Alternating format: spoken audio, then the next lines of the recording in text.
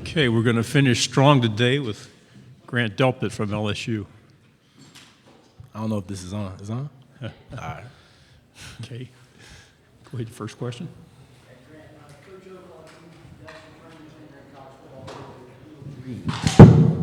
Yeah, I think that's a great choice. All confidence in Coach O and Coach Aranda because they put me in the right place to make plays. And I like to rely on my versatility, so I think that's a great choice. And then he mentioned the fake field goal against Georgia last year as one of the standout plays he's probably ever seen. Can you take me through your thought process during that play? The fake field goal in Georgia. So it was I kind of knew it was a fake from the beginning. I saw the tight end release vertical. I didn't know if he was going on a pass or a block or what. But then I saw the holder, flip the ball. They tried to take one of our old plays. I know I've seen it 100 times. So, I just tried to get wide, try to get my width, and he came right to me. I'm kind of mad. He kind of hit me with a little stiff arm action, but I had to just reach back and get the ball. But it all worked out. Over to your left. Grant, it seems like the team to beat in the SEC West for the Tigers is the Alabama Crimson Tide, and this year the Crimson Tide are toting an elite wide receiver core. Mm-hmm. Being in the LSU secondary, what does that mean for you guys? We love going against good receivers because that just shows the best on the best. I think we have the best DBs in the nation. I think a lot of other people vouch for that. So just going against those guys, they're great. They're great athletes. But we also have great receivers too. We go against them every day in practice. That's not a thing a lot of people are talking about. But that'll definitely get us prepared for them. To your right, second row. Mm-hmm. We asked Coach and some of the other players this about how last season, the regular season ended with that 7 overtime game with Texas A&M. Yeah. Because of that, and looking at this year, do you think that kind of stems a rivalry now? I don't know about a rivalry, but I think they're coming in as a bigger competitor. Coach Jimbo is doing a good job over there. He's turning that program around. I have some friends on that team, Kellen and Jamon and Courtney and those guys. So, they're doing a good job over there. We got them at home this year, so, we ready for that game. To your left, second row. It's Leroy Trace, WAFB. Coach O talked about the W you guys have on defense in the secondary and everything. So how do you guys kind of sort of replace the leadership that guys like Greedy Williams and Devin White had last year? Yeah, we just got to reload. Devin was the most vocal person I've ever been around and the best linebacker I've ever played with. And that's saying a lot because I played with Dylan Moses in high school. But I think Devin is just an all-around great linebacker, great leader. So just learn from him, just being a more vocal leader, and also let my play do the talking. So just learn from them. To your right. Michael Bratton from Saturday Down South. So all off season, we keep hearing about this LSU offense, but I guess you'd be the best judge. Is it tougher to stop in practice? It's very tough. Joe said we're gonna score a lot of points. I got all my trust in Joe. So it's definitely gonna be a show. I think that our offense is gonna put it all together in camp. They try to keep things a little generic in spring, but in camp I think they're gonna open it up a lot more. So we're gonna see during camp what they have. To your left again. All right, so last year you were number 9. You and Joe kind of shared that number. Yeah. But now this year you're wearing number 7. We all know the history between that number and LSU. So how does it feel for you to get chosen to wear that number? Man, Joe was wearing 9 so good I just had to switch numbers. Nah, I'm just playing. But it's definitely a blessing, man. Definitely a blessing for the coaching staff to choose me and Coach O to uphold that tradition of being number 7. Just the guys that's worn it before me, it definitely speaks for itself. So I don't have to really talk a lot about that, but just let my play do the talking. And I gotta uphold that tradition, and I'm excited for it. To your left again. Grant, Coach O says that Alabama is the game that's the benchmark for the season. In your opinion, what game is the benchmark, or what game do you look forward to the most in this 2019 season? Week 1. No, seriously, we can't take any team for granted. We dropped the game 2 years ago with Troy. That just taught us our lesson, little overlooking teams. So we definitely can't do that. But we worry about Georgia Southern, and then we got Texas after that. Then we got the next team after that. So we're not too worried about that team right now. To your right, Your versatility is one of your best assets. Were there a bunch of different players when you were growing up that you watched to try to take things from? Yeah, in high school, I'm watching, Tyrann Matthew highlights in his crazy sophomore year, strip sack, scoop it up, touchdown. I'm thinking like, damn, I can't wait to get to LSU and do that. So, yeah, definitely guys like Tyrann and, playmakers like recently like Jamal, guys like Pat P and his coverage. Just guys like that, I just try to mold my game after. You can't be exactly like those guys, but just try to watch their film and try to see, what they did, just try to learn from them.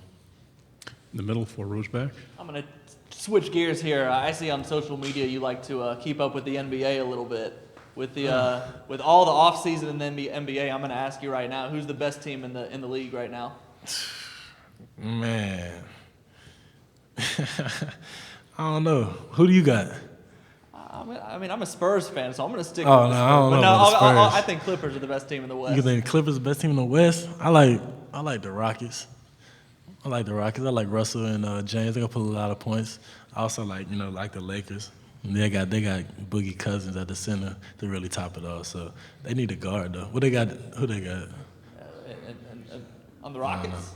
No, on the who Oh, they the have a Lakers. guard on the They got Lakers. Rondo. They got Rondo. LeBron's. That's gonna- a leader. Oh, what do you think about LeBron playing point guard though? They said they're switching him to point guard. Hey, he could play any position on the court. Hey, if I was LeBron, I play point guard, touch the ball, bring the ball down the court. Do we have any other questions? Okay, Grant, thank you very much for your time. Got one more? Okay, great. First off, shout out to you for that Rockets comment. Yeah. Huge Rockets fan over here. All right. What would you say is the next gear for this secondary, and like where would you put yourselves in the nation? I'll put us as best in the nation. And that's got to be our mindset. We can't have the mindset that any receiver is better than us, any receiving core is better than us, or we're going to go out there and get beat. So that just is how it is playing the SEC. And that's just the tradition of LSU DBs, man. We've had the best. We have the best traditionally. We got to uphold that at all means. Down here to your left. Go ahead. So you spoke on what Joe was saying about the offense. Yeah. So how good do you think the offense will be this year, and do you think it'll be one of the best offenses that you have seen at LSU, either since you've been here or just been watching LSU? I have all confidence in Joe. The main part is just we have a starting quarterback coming back. And I have all confidence in Joe and our offense, our receivers, that they're gonna do great. We added Coach Joe Brady from the Saints. I think he's gonna add to Coach Ensminger's scheme a lot, and I think our offense is gonna put up some numbers this year. To your right, front row. I'm sure you've known Caleb on for a while. Yeah. What is it like to have him back, and how hard has he worked to get back to what he was before? Yeah, he's a freak, man. Caleb Vaughn is he's one of a kind. He's a straight pass rusher. He can also drop back in coverage, but in pass rush, he's crazy. So just having him back, that's huge. As a DB, we love pass rushers. When they get to the quarterback and quarterback panics, that's picks for us. So that's definitely a huge key in our defense. Over here to your left. Grant, Coach spent a lot of time talking about Joe Burrow's toughness today as a defensive player, a guy who hits people. Yeah. Can you speak to that? I mean, and certainly the Fiesta Bowl when he got laid out like he did and came back and. Yeah, I thought they knocked him out. But that's Joe, man. He's like I said, I haven't met a lot of people from Ohio, but that's how they make him in Ohio. Then hey, Ohio people ain't that bad. But Joe's a competitor. I saw the UCF hit. He hopped back up. Came back in next series, just straight abusing them, throwing touchdowns after touchdowns. So that's Joe. He's tough. Back here in the front. What you saw of Greedy's season last year and how he approached it, kind of knowing what was at the tail end, does that help you maybe prepare yourself for what's ahead in your future? Yeah, definitely. I think Greedy's happy where he's at right now, but I think he could have, I think he could be he could have been even happier if he would have performed a little bit better. But that's on Greedy, man. He's with the Browns now, and I know he's very happy where he ended up. But just going out and just trying to do whatever I can do to just top my sophomore year or just gain and maintain. That's all I can do. And as a team, I want to go out and win. I think that's what everybody wants to do. And I'm doing all I can. I'm not leaving until I give all I got. We're here to your left. Hey, Grant. I know Richard is someone who has a pretty outspoken voice on the team, and especially talking about someone who had a chance to maybe bet on themselves a little bit and go to the next level a year early. What does it mean having someone like that, physically and personality-wise, coming back to this defense?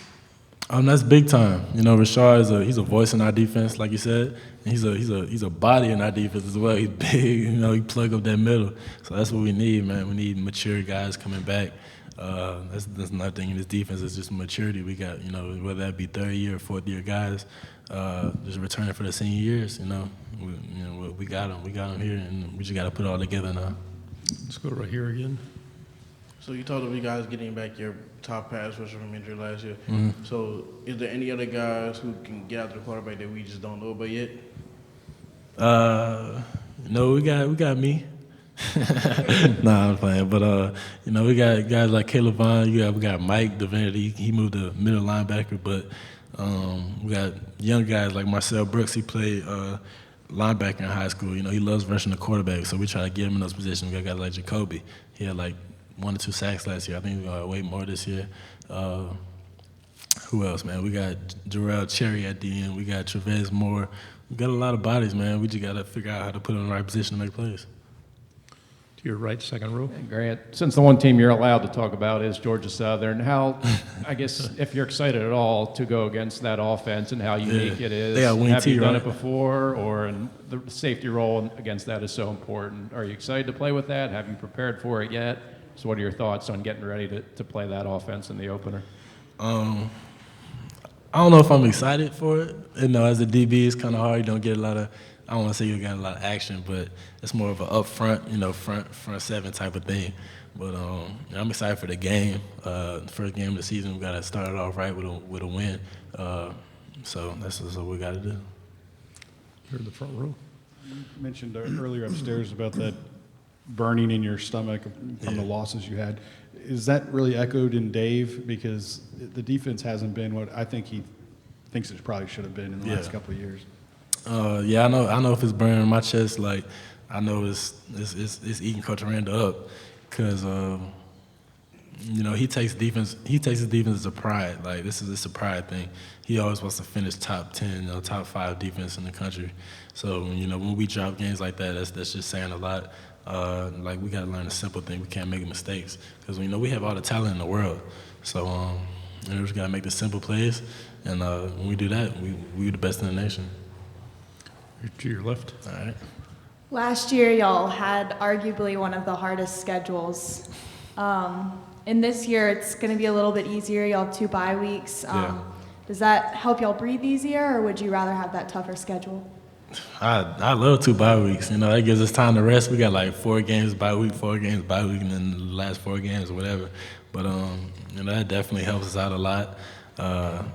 I love the competition on the schedule, but at the same time, that's doing a lot every week. Trying to go out there and give your all, and then come back next week and play another top 5, top 10 team. But I love it as a competitor, but it's kind of tough on your body. So this year, I think our schedule sets up nice, and so we should be ready. Do we have any other questions? Grant, thanks for your time. Appreciate it. All right, thank y'all.